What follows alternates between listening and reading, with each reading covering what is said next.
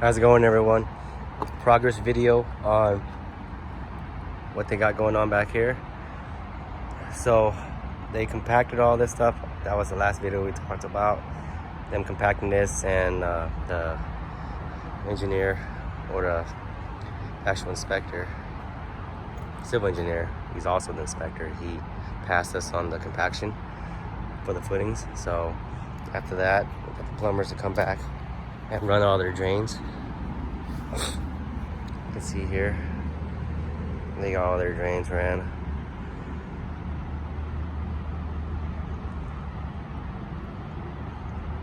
So the bathroom's over there, kitchen's right here. Essentially, those are the main two spots that we have drainage. Comes back over here, comes over to here. The stack going up there. They filled it up with water. Kind of see over here. Right there.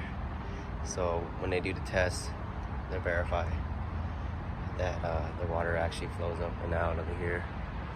I believe that's what they do when they fill it all up.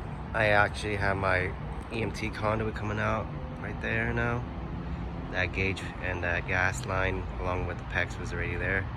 I ran that underneath the house as well today. So that's what we got going on. Another overview.